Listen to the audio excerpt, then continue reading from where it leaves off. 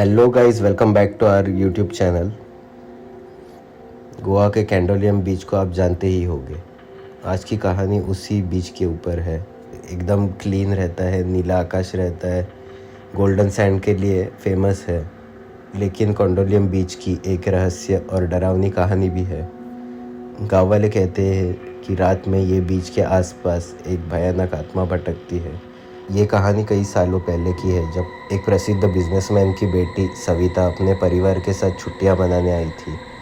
सविता की शादी बहुत जल्द होने वाली थी और उसने अपनी एंगेजमेंट की पार्टी कैंडोलियम बीच पे रखी थी। तो उस दिन शाम को जब सब लोग पार्टी में व्यस्त थे, तो सविता को कैंडोलियम बीच पे जाने का मन हुआ। शाम के समय बीच पे शांत और नीली लहरें बह रही थी, तो सविता को पानी में जाने का मन हुआ। तो रिलैक्स होने के लिए वो पानी में चली गई। सविता जैसे ही घुटने भर पानी में गई, अचानक ऊंची लहरें आने लगी। सविता बस घुटने भर पानी में जाके खड़ी थी, पर वहाँ से ज़ोरदार हवा आने लगी। उसे लगा तूफान आने वाला है, पर बीच पे जो पार्टी का म्यूज़िक चल रहा था, उस वजह से उसकी आवाज़ किसी को सुनाई नहीं दी। सविता ज़ोर ज़ोर से चीख रही थी। थोड़ी देर बाद तूफान रुक गया। लोग सविता को ढूंढने लगे। सविता कहाँ गई थी किसी को पता नहीं था। वहाँ पे पार्टी में सविता के लिए पूछताछ चालू हो गई। लोग आजू बाजू उसको ढूंढने लग गए, पर सविता कहीं पे दिखाई नहीं दे रही थी। तो लोगों को लगा सविता कहीं बाहर गई होगी। अगले दिन समुद्र तट पर उसकी लाश मिली। सब लोग बहुत डर गए थे। पूछताछ होने लगी। परिवार वाले काफ़ी दुखी थे, पर लोगों ने उस दिन के बाद से कैंडोलियम बीच को भूतिया बीच बना दिया।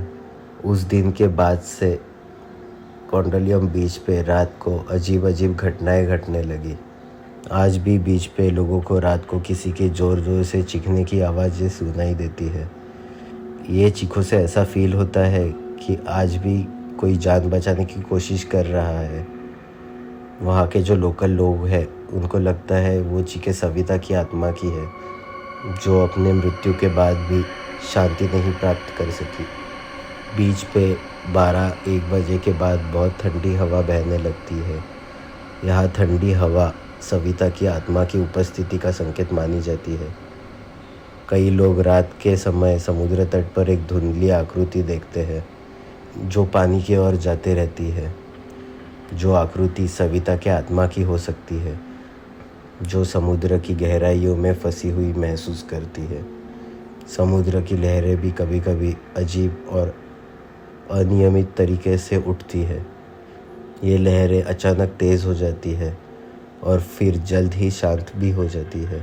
स्थानिक लोग इसे सविता की आत्मा की बेचैनी मानते हैं।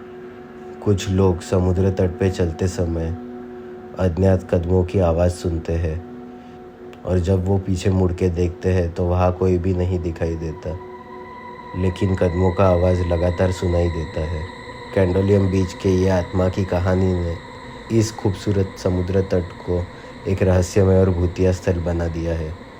स्थानिक लोग और समुद्र तट पे आने वाले लोग इस स्थान से दूर रहने की कोशिश करते हैं।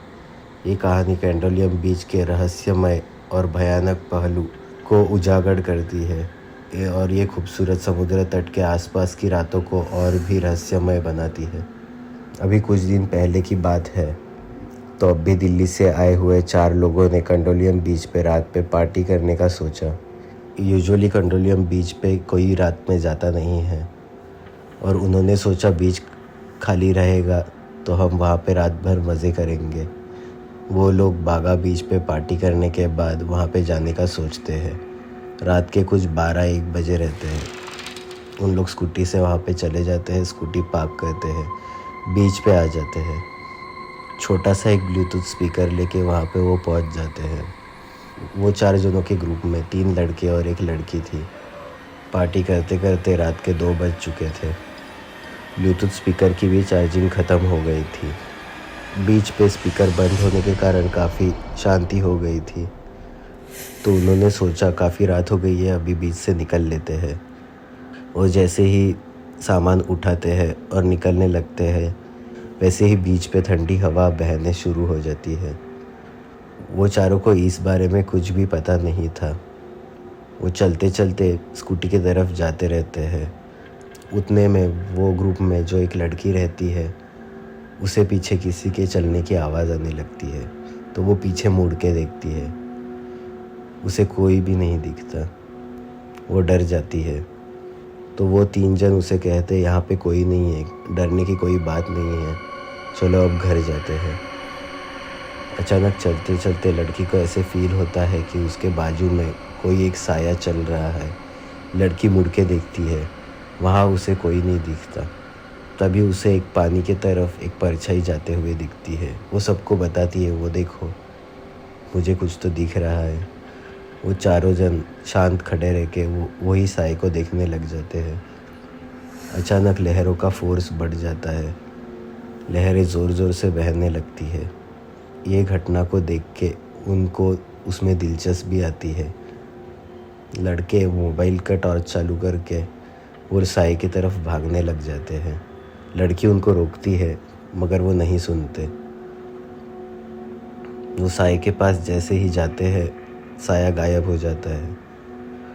चारों जन नशे में होने के कारण ये चीज़ को वो लोग मजाक में लेते हैं। उन लोग हंसते हंसते वापस स्कूटी तक आते हैं। स्कूटी पे बैठ के निकलते हैं। जैसे ही वो लोग होटल रूम में पहुंचते हैं, उन लोग सोने की तैयारी करते हैं। वो लड़की मेकअप उतारने के लिए वॉशरूम में चली जाती है। वॉशरूम के आईने में जैसे ही वो खुद को देखती है, उसे वो परछाई नज़र आती है। वो परछाई वो लड़की के कंधे पे बैठे हुई रहती है। लड़की चीखने की कोशिश करती है, लेकिन उसकी आवाज़ मुंह से बाहर नहीं निकलती। वो डर जाती है। उसी समय बाथरूम का मिरर नीचे गिर जाता है। बाहर जो 3 दोस्त रहते हैं वो डर जाते हैं कि इससे क्या हुआ। वो लोग डोर खोलने की कोशिश करते हैं मगर डोर अंदर से लॉक रहता है। वो लोग डोर तोड़ देते हैं। डोर खोलते ही वो लड़की को बाथटब में पाया जाता है। लड़की के नाक और सिर में से खून बहते रहता है। वो लोग तुरंत पुलिस स्टेशन चले जाते हैं। पुलिस जैसे ही उसकी छानबीन करते हैं, पुलिस को पता चल जाता है कि इनके साथ क्या हुआ है। पुलिस उनको बताते हैं कि ये कंडोलियम बीच एक भूतिया बीच है और यहाँ पे रात में जाना मना है। उस दिन के बाद से वो तीनों दोस्त को पता चल जाता है। तो दोस्तों, आज की कहानी आपको कैसे लगी? अच्छी लगी रहेगी तो चैनल को सब्सक्राइब करना मत भूलना। Thank you.